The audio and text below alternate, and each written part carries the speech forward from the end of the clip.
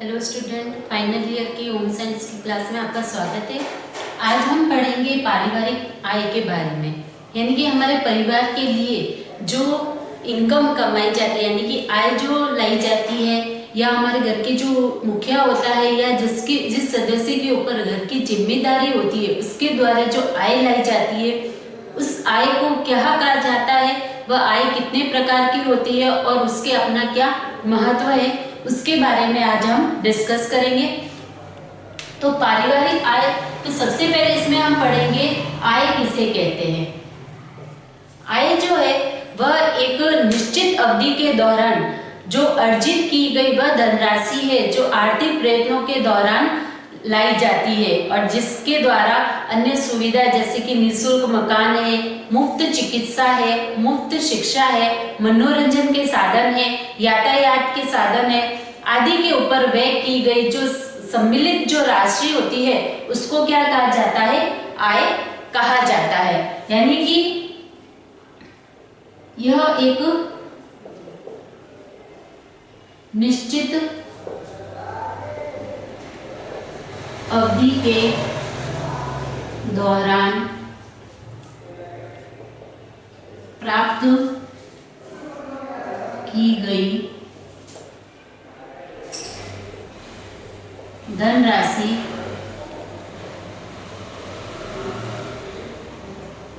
आय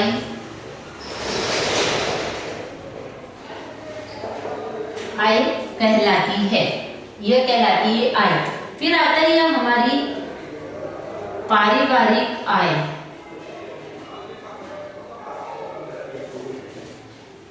आय जो है वह किसी भी व्यक्ति के द्वारा लाई जाती है, यानी कि निश्चित अवधि के दौरान जो प्राप्त की जाती है धनराशि वह आय कहलाती है।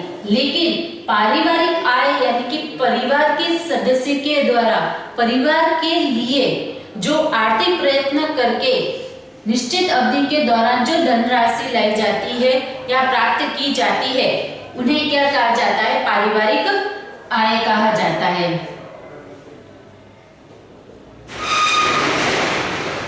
पारिवारिक सदस्य के द्वारा या मुखिया के द्वारा परिवार के लिए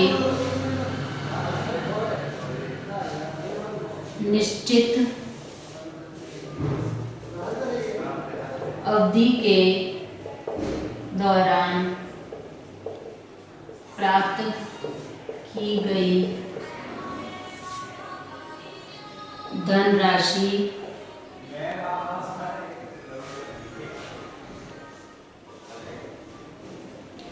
पारिवारिक आय कहलाती है। यानी कि परिवार के लिए परिवार के सदस्य या परिवार का जो मुखिया होता है उसके द्वारा जो धनराशि एकत्रित की जाती है उसको पारिवारिक आय कहा जाता है। अब ये जो हमारी आय होती है, चाहे वो पारिवारिक हो या खाली आय हो, ये आय 3 प्रकार की होती है।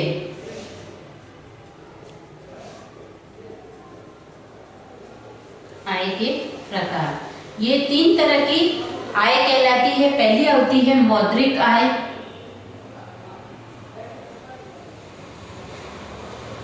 सेकंड आती है वास्तविक आय,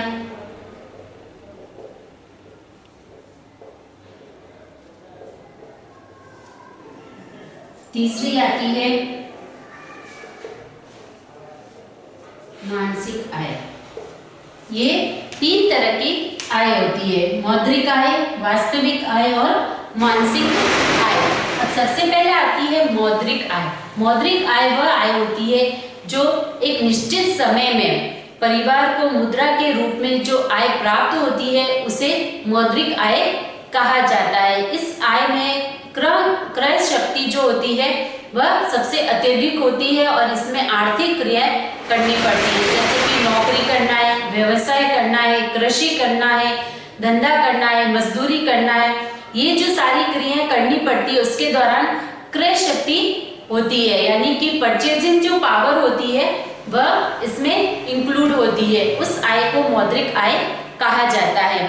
और पूर्ण रूप से हम जैसे कि साधारण रूप से अगर हम ये कहें कि जैसे कि एक महीने में परिवार के किसी भी सदस्य ने एक महीने में जो मुद्रा के रूप में यानी कि वेतन के रूप में जो आय प्राप्त की है वह आय क्या कहलाती है? मौद्रिक आय कहलाती है, जिसमें कि हमारा शारीरिक जो क्रिया होती है वह सबसे अत्यधिक रूप से होती है। जैसे कि हम मजदूरी करते हैं, ठीक है, उसमें हम पूरे दिन क्या करते हैं? मेहनत करते हैं, हमारा शरीर क्रियाशील रहता है, उसके दौरान जो हमें वेतन मिलता है, ठीक है, उसको क्या कहा जाता है? मौद्रिक आय कहलाती है। यानी कि पूरे दिन अपने शारीरिक जो क्रिया होती है वह चलती रहती है, यानी कि बहुत ज्यादा अत्यधिक मेहनत करके जो इनकम या आय लाई जाती है, मुद्रा लाई जाती है, उसको मौद्रिक आय कहा जाता है। सेकंड आता है वास्तविक आय।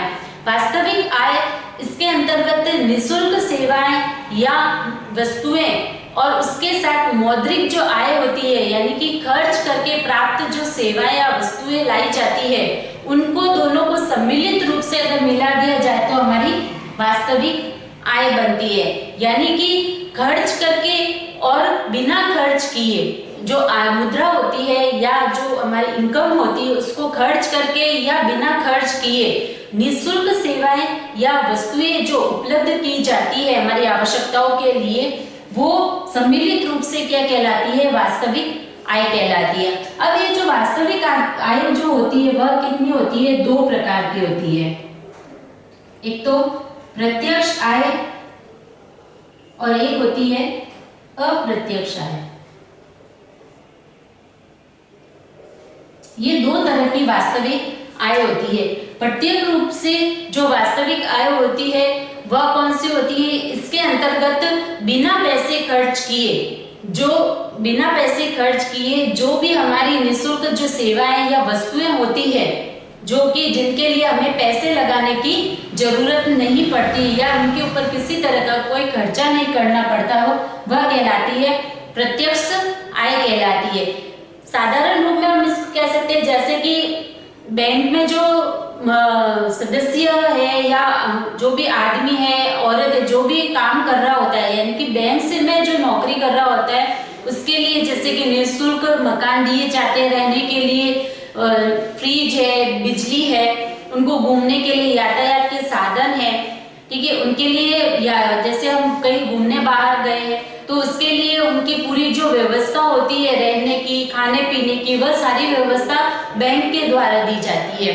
तो ये जो भी सुविधाएं जो उनको दी जाती है या उनको घर में जैसे कि फ्रिज है, टीवी है, बेड है, घर के कई तरह के फर्नीचर है, वह उनको उपलब्ध करवाए जाते हैं। तो ये जो निःशुल्क जो सेवाएं या जो वस्तुएं होती है वह उनको बिना किसी खर्चे के, यानी कि इन सारी चीजों को या इन सारी सुविधाओं को प्राप्त करने के लिए उन्हें किसी भी प्रकार का खर्च नहीं करना पड़ता, रुपए खर्च नहीं करने पड़ते, वह उनको बैंक के द्वारा अपने आप ही दिए जाते हैं। तो उस आय को क्या कहा जाता है? प्रत्यक्ष वास्तविक आय कहा जाता है। यानी कि ये आय जो है वह वास्तविक रूप की आय होती है, लेकिन वह भी कौन सी? प्रत्यक्ष रूप से प्राप्त की जाती है।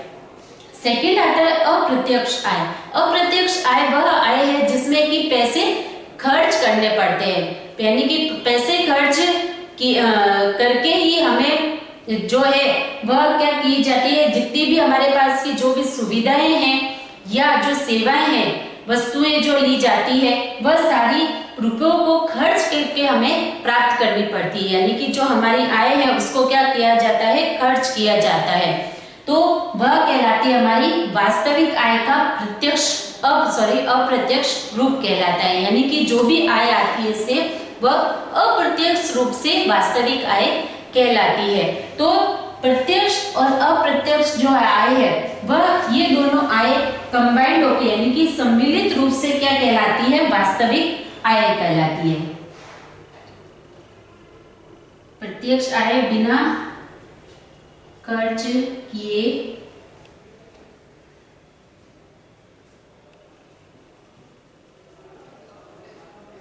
निःशुल्क सुविधा या प्राप्त करना, ठीक है। और प्रत्यक्ष आय होती है खर्च करके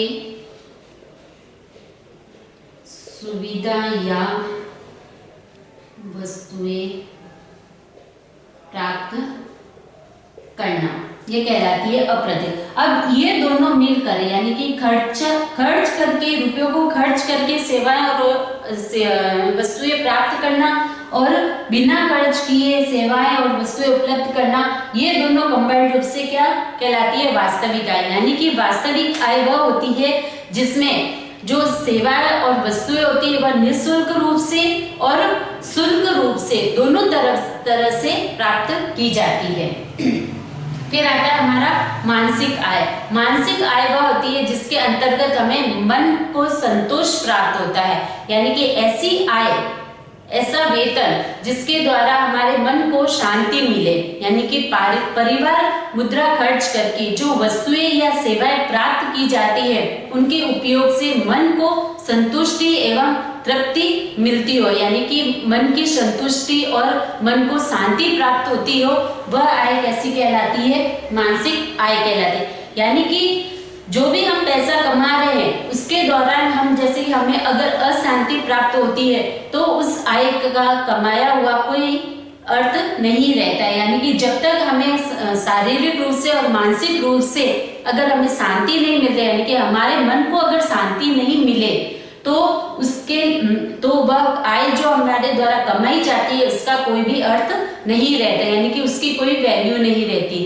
अगर हम कमा रहे हैं या हम कोई नौकरी कर रहे हैं, हम आय ला रहे हैं, तो उसके लिए उसके साथ साथ हमारे मन को भी संतुष्टि मिलना जरूरी है। हमारा शारीरिक जो आराम है, यानी कि शरीर को आराम मिलना भी उसके साथ साथ जरूरी है। ऐसा नहीं होता कि दिन और रात हम मेहनत करते रहे, हम कमाने में लगे रहे और हम अपने शरीर का ध्यान नहीं रखे, हम अपने परिवार वालों से जुड़कर नहीं रहे, उनका ध्यान नहीं रखे, तो वो जो आय लाई जाती है उसका कोई भी अर्थ नहीं रहता है, वह फिजूल हो जाती है। तो इसका ये कहा जा सकता है कि वह तो बस पैसों के लिए दौड़ता है, लेकिन हमें पैसों का भी ध्यान रखना है, यानी कि आय भी कमानी है, साथ साथ में हमने अपने परिवार का भी ध्यान रखना है, यानी कि उनसे भी जुड़कर रहना पड़ता है।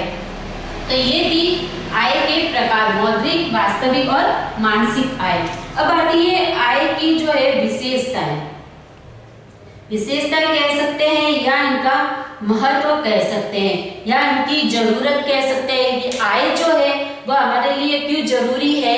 तो आय जो है वह इसलिए जरूरी है कि जैसे कि मैंने अभी कहा कि परिवार की आवश्यकताओं के लिए आय लाना जरूरी है, यानी कि हम कमा रहे हैं, नौकरी जो कर रहे हैं, रुपए कमाते हैं, ज्यादा से ज्यादा रुपए कमाने की जरूरत समझते हैं। तो ये सारी किस लिए होती है? पारिवारिक जो आवश्यकताएं होती है, जैसे जैसे परिवार बढ़ता है, परिवार के सदस्य बढ़ते हैं, वैसे वैसे उनकी आवश्यकताएं हैं, उनकी इच्छाएं, उनकी जरूरतें क्या होती है? बढ़ती रहती है। तो उन जरूरतों को पूरा करने के लिए हमें अपनी आय को क्या करना पड़ता है? बढ़ाना पड़ता है। तो उसके लिए समय भी देना पड़ता है, हमें मेहनत भी करनी पड़ती है। जैसा कि मैंने बताया, क्रय शक्ति जो हमारी होती है वह भी क्या होती है? उसमें बढ़ाने की जरूरत पड़ती है। तो उसके साथ साथ हमारी जो क्रय शक्ति है, आर्थिक प्रयत्न जो होते हैं या क्रियाएं जो होती है वह भी क्या होती है? बढ़ती है, जिसके कारण हमारी आय बढ़ सकती है। तो जो आय है वह हमारी जैसे कि आवश्यकताएं, मैंने कहा, जरूरतों को पूरा करने के लिए है, समय के अनुसार चलने के लिए है, समाज में जुड़े रहने के लिए है, परिवार से जुड़े रहने के लिए होता है, परिवार के सभी सदस्यों को आपस में जोड़कर रखने के लिए होता है। तो इन सारी चीजों को लिए, यानी कि इन सबसे जुड़कर रहने के लिए हमें आय की जरूरत होती है। यानी कि आय जो है, यानी कि कमाई है, वेतन है या कोई भी नौकरी करना इसलिए जरूरी है क्योंकि हमें अपने परिवार का जो आवश्यकता है या परिवार को जो उसका पालन करना है वह पड़ता है, इसलिए हमें नौकरी करनी जरूरी पड़ती है, यानी कि आय लानी जरूरी होती है। चाहे वह किसी भी रूप में हम लाए, जैसे कि हम धंधा करके लाए, व्यवसाय करके लाए, कृषि करके लाए, नौकरी करें, मजदूरी करें, ये जो है आय हम किसी भी रूप में प्राप्त कर सकते हैं। तो अच्छे से अच्छी नौकरी करके या अच्छे से अच्छा धंधा करके, मजदूरी करके इस आय को हमें प्राप्त करनी चाहिए, जिससे कि हमारा परिवार जो है वह अच्छे से चल सके, उनकी सारी आवश्यकताओं और जरूरतों को हम पूरा कर सके और वह एकजुट होके या सभी सदस्य आपस में एक होके रह सके। जब आय नहीं होगी तो घर में तनाव बना रहता है। घर का मुखिया है या घर का जो सदस्य जिस पे ये जिम्मेदारी होती है वह घर से कटा हुआ रहता है, वह भी तनाव युक्त रहता है और घर के अन्य सदस्य भी तनाव आपस में एक दूसरे से दूर हो जाते हैं, उनमें चिड़चिड़ापन आ जाता है। यानी कि परिवार का जो वातावरण होता है वह क्या हो जाता है, उससे खराब हो जाता है। तो घर का जो वातावरण होता है उसको अच्छा बनाए रखने के लिए आय बहुत ही जरूरी होती है। तो हमें समय के अनुसार आय कमाना बहुत ही जरूरी है और घर को, उसके लिए परिवार को चलाना आवश्यक है। तो आज हमने आय और पारिवारिक आय पढ़ी है और उसके प्रकार के बारे में पढ़ा है कि कितने प्रकार की आय होती है, आय क्या होती है और पारिवारिक आय क्या होती है, यह कितने प्रकार की होती है, यानी कि इनको किस किस प्रकारों में डिवाइड किया गया है और जो आय है जो हम कमा रहे हैं वह क्यों जरूरी है।